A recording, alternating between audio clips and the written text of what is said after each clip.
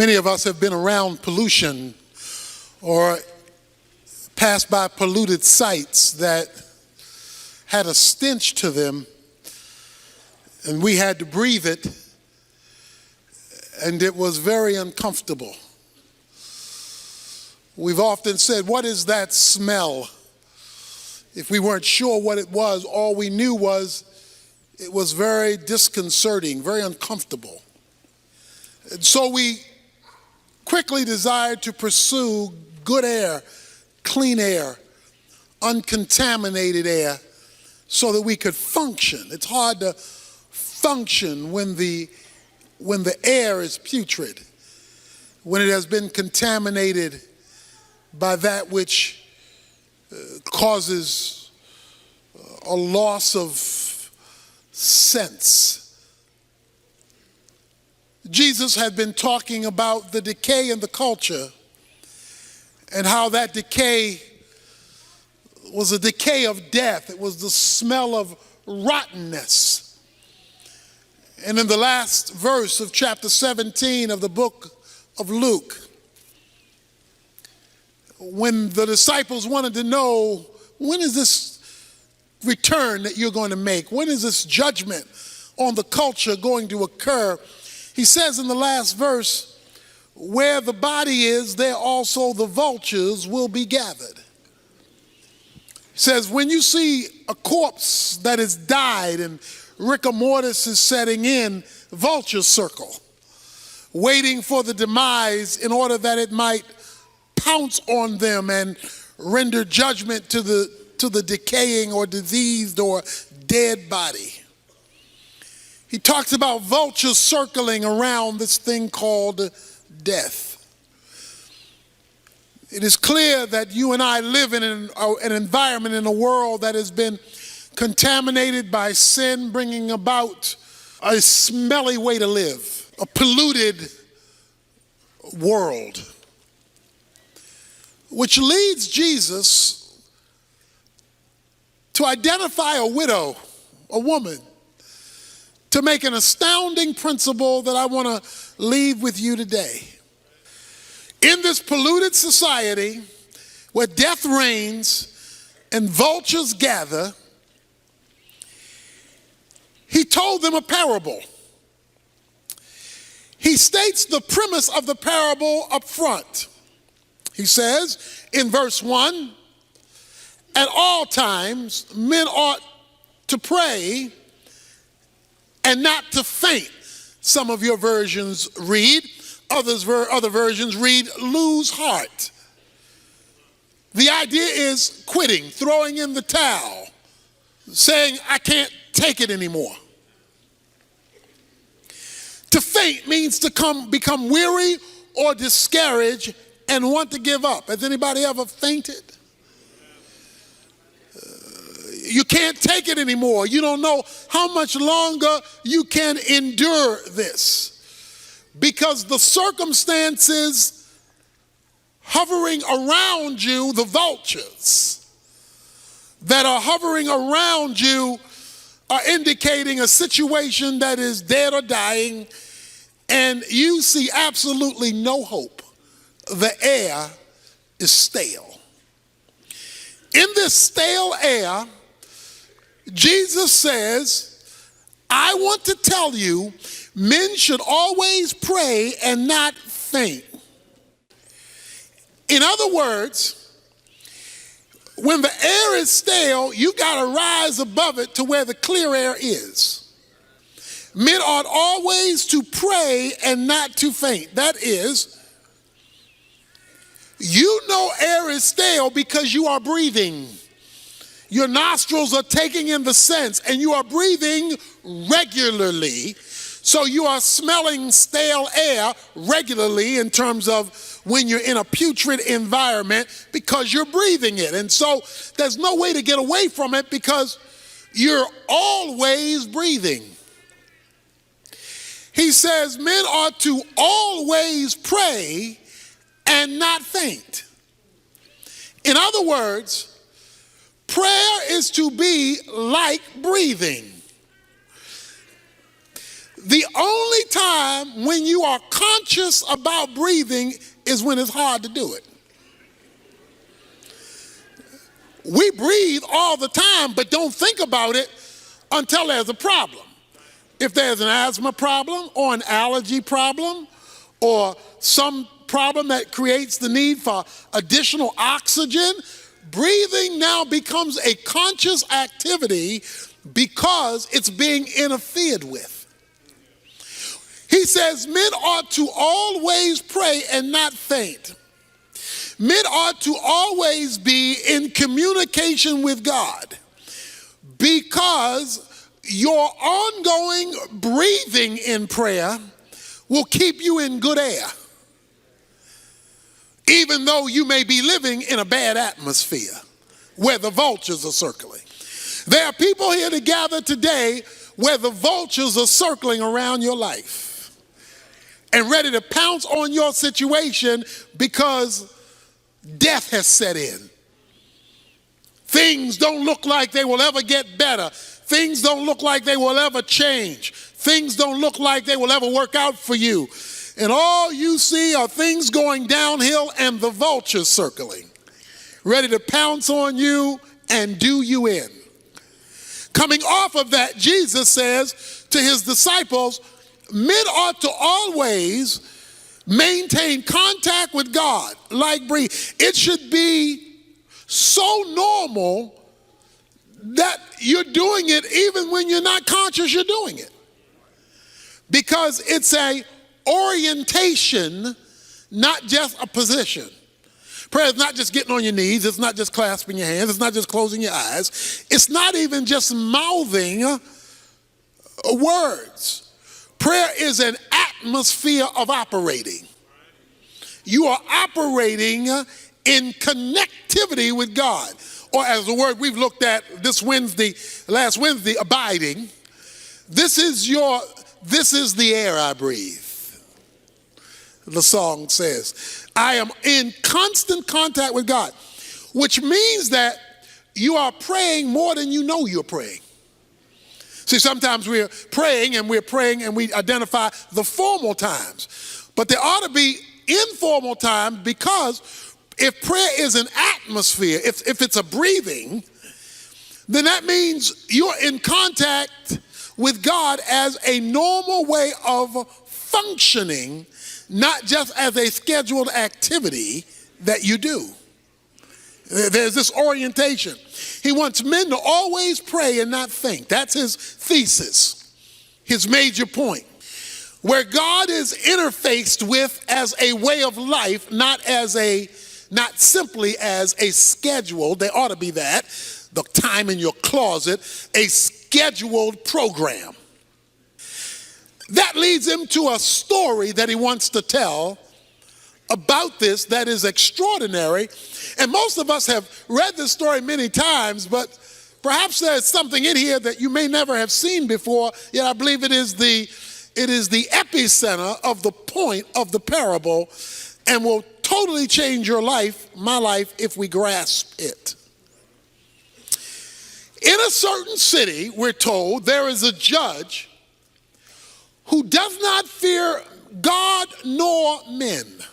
In other words, he doesn't care what God thinks, and he doesn't care what people say, because he is the judge. During biblical times, it was a lot like Western times, when there would be the circuit judges, and the Western towns would wait for the judges to come to hold trials, and the judges would go from town to town to town, and they would hold the criminals in the town jail until the judge came to render a verdict. So they were circuit judges. And so these judges would go from town to town to town to mitigate cases relative to issues that had popped up in the town. So there is this judge, but we're told something about the judge, that the judge is an unrighteous judge. In other words, he does not operate legally. He does not operate according to the rules. He makes up the rules as he goes, and he doesn't care what God thinks or what rules men have passed. He's going to do his own thing. Judges like this were easy for bribes. The wealthy could always be set free because the wealthy could buy their way out of their problems. And since he wasn't righteous, he could easily be bribed. So we're told that there is this judge. He's going to render judgment, but he's not going to do it righteously. So that's the man. And he doesn't care what God thinks. He doesn't care what man says. There is also a widow in the story. Here's a woman. She's been married, most likely their children. We don't know that for sure. But we know that her husband has died. Now, when Jesus tells the story, he picks the weakest scenario he can pick. Because in the Bible, the lowest of the low are the orphans and the widows. From Genesis to Revelation, when God wants to make a point about the lowest of the low, he will pick orphans and widows. This widow had a number of problems based on biblical history. First of all, there was little protection for women. Women were not viewed as high, as valuable as they were created to be, and that was the norm of the culture. Not only that, but she has no husband, so there's nobody to stand in for her. She must stand on her own. In addition to that, widows in the Bible are normally postured as being poor, without financial resources, because there's no husband providing, so she's out on her own. In addition to that, the fact that she has to plead her own case means she has nobody in her circle of influence who can stand up for her. She must stand up for herself. So here we have a woman out there by herself on her own trying to make it. Now the situation is that there is something has happened in which she has been wronged. Something has happened that needs to be addressed legally. Something has gone wrong. Perhaps it had to do with money. Perhaps she was ripped out of some of her husband's estate. We don't know what the specific issue is, nor do we need to know. His point was that this widow needed legal intervention. Say legal intervention. She needed the law to work for her. She needed the law to mitigate between her and some situation she faced that could only be addressed legally. So there is this widow in the city who keeps coming to the judge saying, "Give me legal protection from my opponent. I have got somebody in my sphere who's working against me and who is opposing me, and he's doing it illegitimately. There is somebody in my life doing me wrong, my opponent, and I don't have the power to stop them. I'm a widow. I don't have a lot of money, and they're coming up against me, and I need the law to work for me." I wonder if there's anybody here who's in a situation that's coming up against you, and the folk who are supposed to be able to help you aren't available to you. She goes to the judge because she says she needs, here it is, legal protection. I can't protect myself. I need the law to protect me. Judge, will you intervene on my behalf so that I can get my opponent off of my back and get justice in my situation? Verse 4 says, "For a while the judge was unwilling." The judge says, "I don't want to be bothered. I don't want to be bothered with a widow. I don't want to be bothered with your problem. I don't want to be bothered about your opponent. I don't want to be bothered. I don't care about your situation because I don't even care about God. And I don't care about people. And you are the lowest of the people, a widow, so I really don't care about you."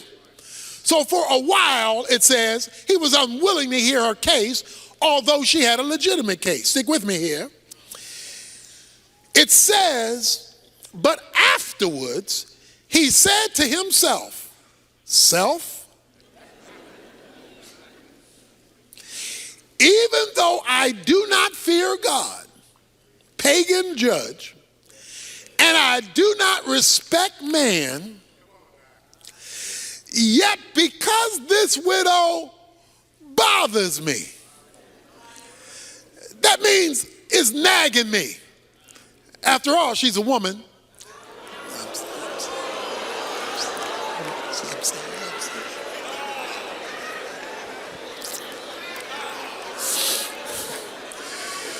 Let's give the benediction.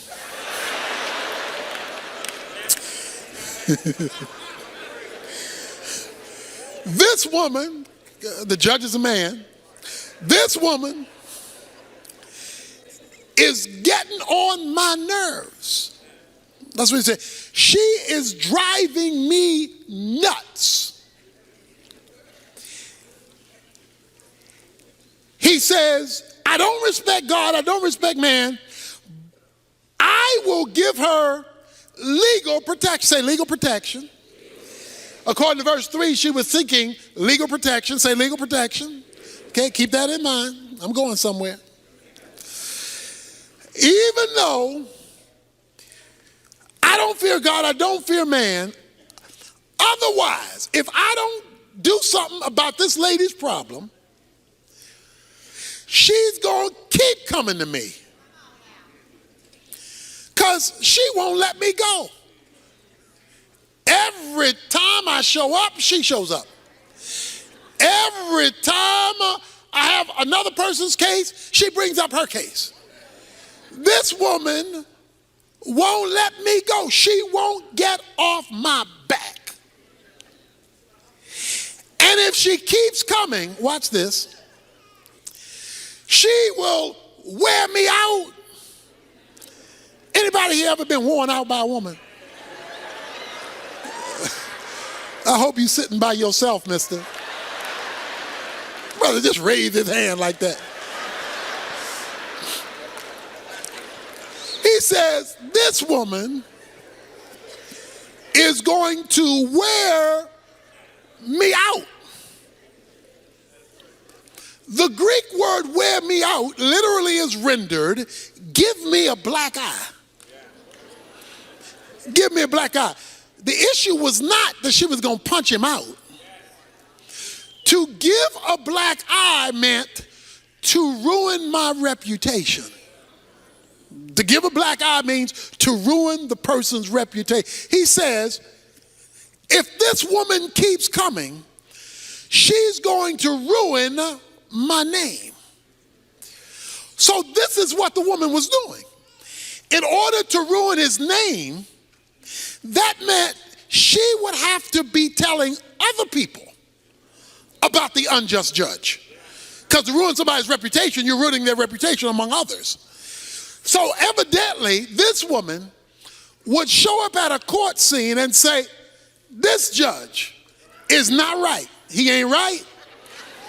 I've been having a problem and he won't give my problem. He's not right. She said, he knows he's not right. He's an unrighteous judge. He doesn't care about God nor man. He doesn't want everybody to know he's not right. He just wants he to know he's not right. And if this woman keeps coming, it's going to be clear to everybody I'm not right. And I don't want to look not right to everybody. So to get this woman off my back, to get her out of my grill, to get her off of me, what I am going to do is I am going to give her legal protection. Say legal protection. I am going to address her situation so that I can get her off my back, so that I can save my reputation. Let me say that again now. I'm going to get her off my back so that I can save my reputation. I need to say that one more time. I'm going to give her legal protection, not because I want to give her legal protection, not because I care about this woman. I want her off my back, and I want to protect my reputation, so therefore I'm going to intervene in her circumstances. Now that's the parable. That's the point. Now Jesus wants to apply it. Why are you telling us this, Jesus? In this place of bad air, where the vultures are circling, we're to maintain constant contact with God, and you tell us this story about a judge and a widow woman. What's the point? And the Lord said, verse 6, hear what the unrighteous judge said. In other words, pay attention to the unrighteous judge. Now, the widow is critical to the story, but to get the point of the story, pay attention, Jesus said, to what the unrighteous judge says. I don't fear God, I don't fear men, but this woman is driving me crazy, and she's going to ruin my reputation. Pay attention to that, Jesus says. And then make a contrast. Here's the contrast. Verse 7. Now will not God bring about justice for his elect who cry out to him day and night, and will he delay over them long? Jesus says this. Listen to what the unrighteous judge said, because he says if you miss what the unrighteous judge says, you're going to miss the whole point. He says, an unrighteous man who didn't care about God, he didn't care about people, he didn't care about legalities, he didn't care about justice, he cared about his reputation. He cared about his name and not being nagged to death by this woman. He was out to protect his name. And in order to protect his name, he had to respond to this woman, because this woman was giving him a black eye, messing up his name, his reputation. He had to do something, because as bad as he was, he cared about his reputation. He says now, if a wicked judge cares about his reputation, and he wrong, but he still cares about his reputation, will not God, who's not an unrighteous judge, he's a righteous judge, will not God, verse 7, bring about justice for his elect? The widow was a stranger to the judge. The elect are not strangers to God. The elect are God's chosen ones. They're God's children. You and I, who belong to Jesus Christ, make up God's elect. If an unrighteous judge who doesn't care about God nor men will bring legal protection to a stranger to protect his reputation, how much more will God bring about justice to his children, his elect, since he's the righteous judge and does care about justice, and will he delay long over them? Now, what I want to draw your attention to is a phrase that I've been asking you to repeat. Legal protection. See, it's easy to read the story, and twice in the story, the word legal protection is raised. Twice. And its cousin is raised in verse 7, justice. She was seeking justice through the legal protection of the law. But let's put it another way. The issue for the widow was not whether the judge liked me. It was not whether the judge knew me. It was not whether the judge felt sorry for me. The issue on the table was the law. I need you to bring the law to bear on my situation, because I'm being unjustly treated by my opponent. I need legal intervention. Men ought always pray and not faint. But what gets God's attention is not simply him feeling sorry about you in the situation you're in. It's not merely him seeing you cry. It's not merely him seeing you're depressed.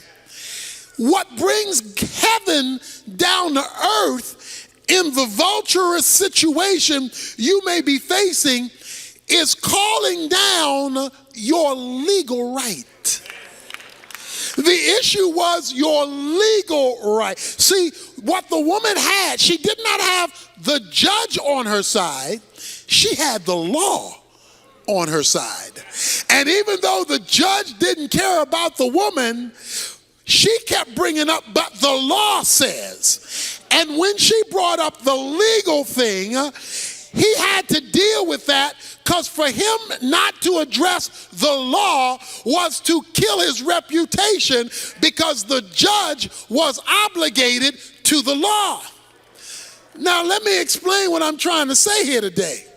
What I'm trying to say here is that God, who cares about us, we're part of the elect, who's righteous, has concern about his law. That is, God has obligated himself to his own word. God has obligated himself to what God has said himself. God is tethered to his own law. God can't do what the unrighteous judge was trying to do, because God by nature is righteousness. Righteousness is the divine standard, so God is tethered to his own standard. So God is always going to operate in concert with his own law. Now, the woman calls for legal protection, watch this now, because she knew she had the right to it. In other words, let me put it another way. If she didn't know what the law was, if she didn't know that the law, there were rules in the law book to deal with the situation she was facing, she wouldn't have been able to call on the law, because she wouldn't have known the law applied.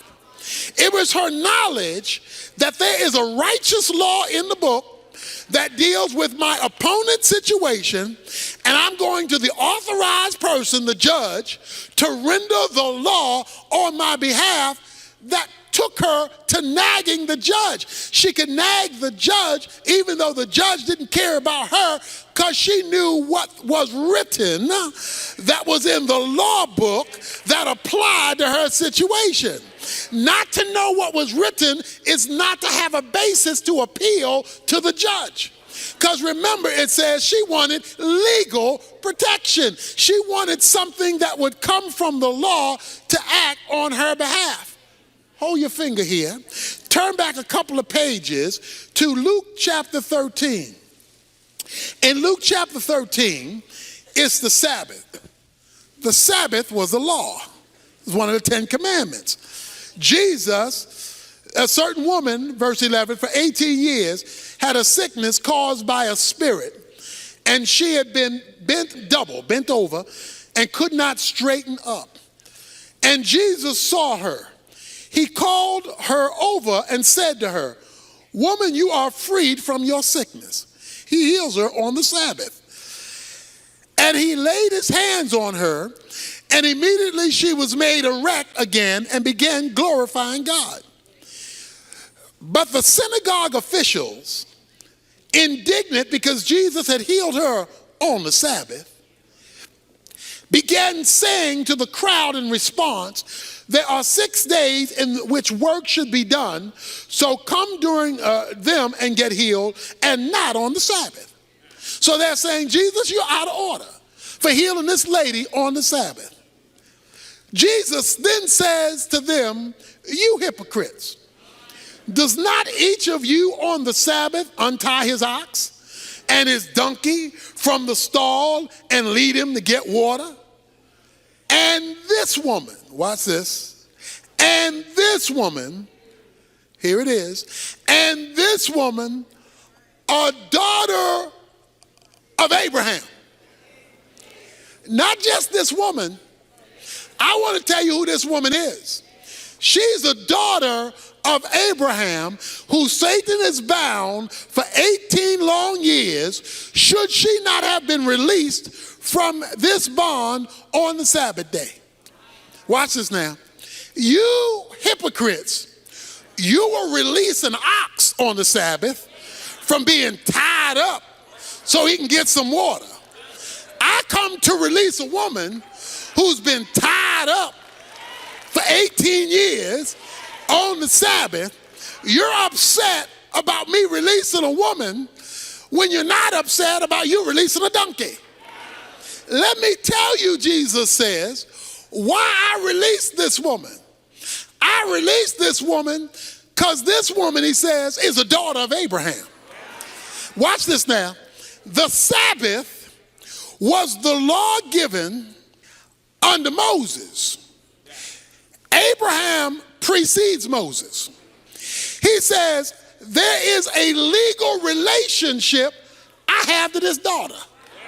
Because there was a covenant made with Abraham by God that God would bring healing to his people in covenant with an Abrahamic agreement when the problem came from a spiritual source. We heard that the woman was bent over, but her medical condition, watch this now, was tied to a spiritual condition.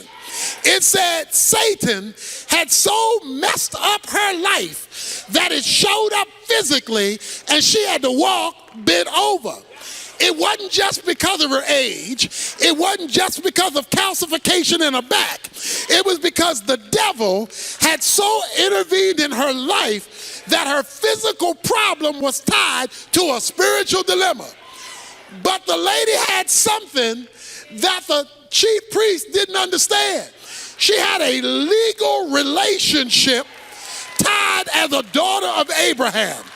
And because of the legal relationship, it overrode the Mosaic law that says you can't do this on the Sabbath. But if you don't know your legal relationship, then you can't call on your legal relationship to deliver you from some of us have been in problems, situations, circumstances, and messes for 18 years. And we wonder why God hasn't come through yet, because we have not yet appealed to our legal right. But why haven't we appealed to our legal right? We don't know our legal right. And if you don't know the law, you can't appeal to the law. The widow knew the law and says, because the law is in place, I am going to bring the law to bear. If an unrighteous judge will submit to the law, even though he doesn't have regard for God and regard for man, how much more will a righteous God who is committed to the law appeal to the legal cause of his people? We get and we pray, but what we don't do is pray legally. In other words, we don't make God have to appeal to his own law. We come with generalities and vague things that have nothing to do with nothing. Bless my day, bless my family, bless my food, bless my situation, bless me as I drive, bless me as I ride. Those are cutesies. He says, when you've been jacked up for 18 years, when life has just messed you up, when you're like the widow and you have no place to turn, you need to know your rights. Everybody in here is an American citizen. You need to know your rights. If somebody wants to search your house and doesn't have a court-ordered right to come in there, you need to know your rights. You need to know your rights that you have a right to a lawyer if you are arrested. You need to know your rights, because if you don't know your rights and a policeman arrests you who doesn't fear God and doesn't fear man, he could jack you up if you don't know your rights. But when you know your rights, then you can call with authority on that which you deserve because of your legal status. He says men ought to pray, but not in some vague way. The best way to pray is to call God to have to respond to his own word, to call God to have to respond to his own truth. God, and see, the best way to pray is, God, here, let me show you, God. This is what you said. You said this. Let me read it to you, God. You said this. In case you forgot, God, you said this. I don't know if you read it lately, God, but you said this. You wrote this. So I'm talking to you about what you said. You say, well, what difference will that make? He tells you at the last verse, verse 8, I tell you that he will bring about justice for them quickly. However, when the Son of Man comes, will he find faith on the earth? He says, some of us have been waiting a lot longer than we should be waiting. Some of us have been struggling a lot longer than we should be struggling. Why? Because we'll talk to God about stuff, but we will not call on God in terms of his law, in terms of what he has written. And God is committed first and foremost, not to your feelings, not to your circumstance. He's first and foremost committed to his rules, his regulations, his guidelines, and his law. That's why, I love this too. The woman came and she verbally, publicly rendered out what the judge was supposed to be doing, because he's concerned about his reputation. So she is, watch this now, watch, here's the word, decreeing what should be done. What does Mark 11 say? He says, if you will say to this mountain, a mountain in the Bible is an impossible situation to climb over. That's what a mountain means. It's a circumstance you can't get over. It's a hump you can't get over. It's a situation you can't fix. It's a problem you can't solve. It's a situation that you can't change. That's a mountain. He says, if you will say to this mountain, speak it. See, decree your deliverance. But before he said speak it, a couple of verses before then he says, is it not written? So before he says speak it, you don't just go up to a situation and say, go, bye-bye, gone, disappear, hocus pocus. No, It says before, is it not written? And when Jesus says, is it not written? Then he comes and says, you can speak to this mountain. So here's what you're supposed to do. You're supposed to look at your situation, look at your opponent, look at your mountain, look at your bent over situation, then find out what God says about your situation, says about your mountain, says about your bent over situation. Then you're supposed to speak to your mountain, speak to your situation, speak to your scenario, and tell the situation what God said. Tell the person what God said. Speak to it in the name of the law. And will not God move swiftly? Verse 8 says, won't he show up quick? Won't he come out of nowhere? Won't he show up in a way you never expected? If he can get you to function legally with him, to function based on his revelation, not just based on how you feel, not just based on the fact you're sad, not just based on the fact that, I've been in this a long time. You could be in it for another 18 years unless you remember you're a daughter of Abraham and that you have legal rights to be picked up when the devil has bent you over. He says, men ought to always pray like this. Men ought to always talk to God like this. And he says, and when you relate to God like this, you will see him move swiftly. That means, swiftly means all of a sudden. Swiftly means out of nowhere. Swiftly means, where did that come from? That's what swiftly means. For the Bible says in Isaiah 46 that God will establish his purposes. The Bible says in Job chapter 22 verse 28, decree what God is to do and so that God can get it done. So you ought to speak to your situation, but in the name of God, not your words. You ought to speak his words into the situation, because God is not bound to what you think. He's not bound to what other folk think. He's not bound to how you feel. He's not bound to how other folk feel. He's not bound to to what you've been raised to believe or what other people think you ought to believe. He's not bound to your mama. He's not bound to your daddy. He's not bound to your friends. He's not bound to your coworker. He's not bound to your supervisor. He's not bound to your neighbor. He's not bound to your governor. He's not bound to your president. He's bound to his own word. And that's the only thing that he will commit himself to. Somebody ought to be willing to pray now. Somebody ought to be willing to call on him now, day and night, night and day.